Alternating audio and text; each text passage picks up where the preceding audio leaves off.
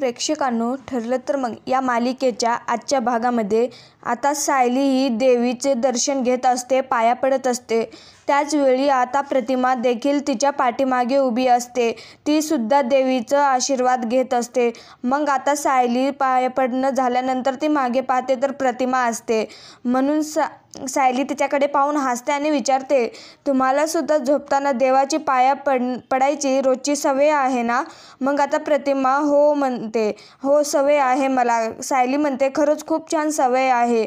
अहो, मला तर असं देवीच्या पाया पडल्याशिवाय झोपच येत नाही शांतपणे.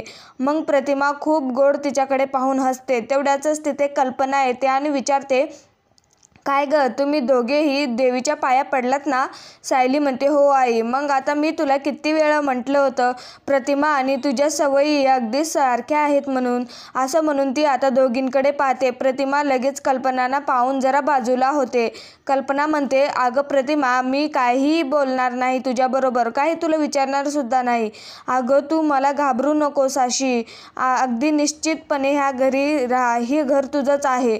आणि अजून एक, तुला सर्वजण तिथे प्रश्न विचारायला येतात, पण तू असं गांगरून जाऊ नकोस.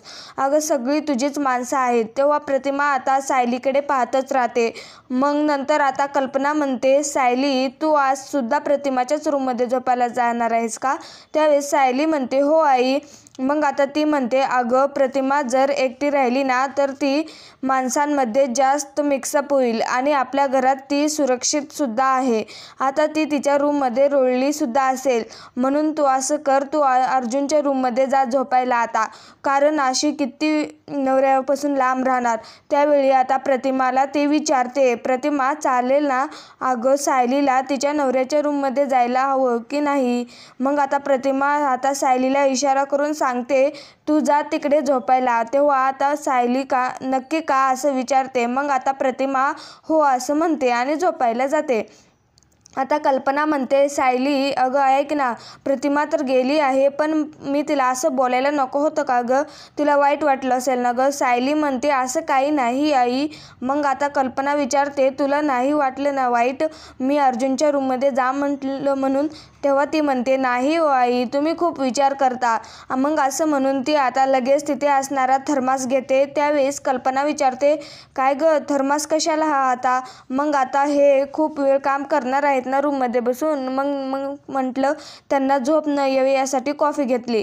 त्यावेळी कल्पना म्हणते, तू ना तुझ्या नवऱ्याला आता डोक्यावर चढून ठेवले, बघ तुलाच महागात पडेल पुढे. असं म्हणून ती आता झोपायला जाते. इकडे अर्जुन रूममध्ये असतो. त्याच वेळी आता कोणीतरी दार ठोकावतं. त्यावेळेस त्याला वाटतं की प्रिया चाली आहे, म्हणून तो असं उदास चेहरा करतो आणि दार उघडतो तर समोर पाहतो तर सायली असते. मग आता तो लगेच हसतो. सायली म्हणते, मला पाहून एवढा चेहरा एवढा वाईट करण्याची गरज होती का? तसं नाही. अहो, मला वाटलं की मम्मा असेल म्हणून. मग सायली आता काही न बोलता थर्मास तिथे ठेवते आणि लगेच दोघांच्या मध्ये उशा लावू लागते. ती आता लगेच नंतर झोपून घेते. तेव्हा अर्जुन म्हणतो, मिसेस सायली, अहो उठा ना. मग आता सायली विचारते, कॉफी हवी आहे का तुम्हाला? म्हणून ती लगेच कॉफीचा मग त्याच्यासमोर धरते. त्यावेळी अर्जुन म्हणतो, पुन्हा कॉफी? अहो ऐका ना, चुकून झालं सकाळी. मग सायली म्हणते, असं कसं चुकून होतं तुमच्याकडे? अहो, मी जेव्हा सकाळी कॉफी विचारली होती तेव्हा तुमच्याकडे वेळ आणि पोटात जागा दोन्हीही नव्हतं, आणि प्रियाने लगेच विचारलं तर कॉफी दिली तर तुम्ही अशी त्या कॉफीवर झडक मारली की तुम्हाला 7 जन्मी कॉफी देखील दिली नाही. तो विचारतो, अहो तसं नाही, हे चुकून झालं माझ्याकडून, मला वाटलं तुम्हीच कॉफी दिली आहे ती. तेव्हा सायली म्हणते, मी कॉफी दिली म्हणजे मी दिलीच नव्हती ती कॉफी. अहो, ती तुमच्याजवळ ना प्रिया येऊन झोपली ना तरी तुम्हाला असे वाटेल की मी झोपली आहे इथे. तो म्हणतो, अशी नाही चूक होणार.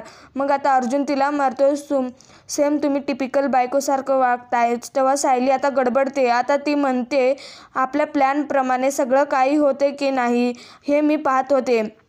मी प्रियांना कॉफी देणे हे आपल्या प्लॅनमध्ये होतं का? आता अर्जुनला म्हणते, हे अगदी सरळ प्लॅन असं होऊ शकत नाही. कोणी मला पाणी द्यायचं, कोणी मला कॉफी द्यायचं, हे आपल्या प्लॅनमध्ये नसलं तरी हा माझा सर्वस्वी माझा प्रश्न आहे ना. मग सायली अर्जुनला अजूनच बोलत असते. ती पाहून ती म्हणते, विमनताईंना सांगा चाकू वगैरे सर्व स्वयंपाक घरातलं फेकून द्यायला. सायली विचारते, का? मग तो म्हणतो की तुमची जीभच पुरेशी आहे. सगळं काही असं बाहेर चिरण्यासाठी. किती बोलताय तुम्ही अहो. त्यावेळी सायली आता गप्प बसते. तेवढ्यातच तिथे कोणीतरी दरवाजे ठोकवतं. तेव्हा सायली पटकन पुढे जाते आणि दार उघडते. तर ती प्रिया तिथे आलेली असते. प्रिया विचारते, तू इथे काय करते? मग आता सायली म्हणते, हा प्रश्न मी तुला विचारायला हवं ना, तू आमच्या रूममध्ये आली आहे. त्यावेळी अर्जुननेच मला इथे बोलवलं होतं असं प्रिया म्हणते. तेवढ्यातच अर्जुन तेथे येतो आणि हसतच तिला विचारतो, ती इथे काय करते? तेव्हा सायली त्यांच्याकडे पाठ करून उभी राहते. त्यावेळी आता प्रिया म्हणते की, अरे अर्जुन, असं काय करतोस? आपलं ठरलं होतं ना रात्री भेटायचं म्हणून. सायलीला आता खूपच राग येतो. ती अर्जुनजवळ जाते आणि त्याच्याकडे पाहतच राहते. मग आता तो घाबरतच विचारतो, आपलं कधी ठरलं होतं? मी म्हटलंच नव्हतं. आता सायली खूपच संतापलेली असते. म्हणूनच आता अर्जुन प्रियाला खुणावतो, तू आता जा, आपण उद्या बोलू एका विषयावर. मग आता प्रिया हो असं म्हणते आणि अर्जुन बाय असं स्वीट ड्रीम्स असं म्हणून ती जाते. तेव्हा सायली आपला वाकडा चेहरा करतच असते आणि त्या दोघांकडे रागात पाहतच राहते. प्रिया आता रूमच्या बाहेर जाते आणि अर्जुनही तिला बाय बाय करत असतो. तेव्हा सायली म्हणते, गेली ती, करा आता दरवाजा बंद. मग आता प्रिया बाहेर येऊन खूप हसत असते आणि म्हणते, वातावरण तर चांगलंच तापलेलं दिसते. आता बसा, आता रात्रभर भांडत म्हणावं.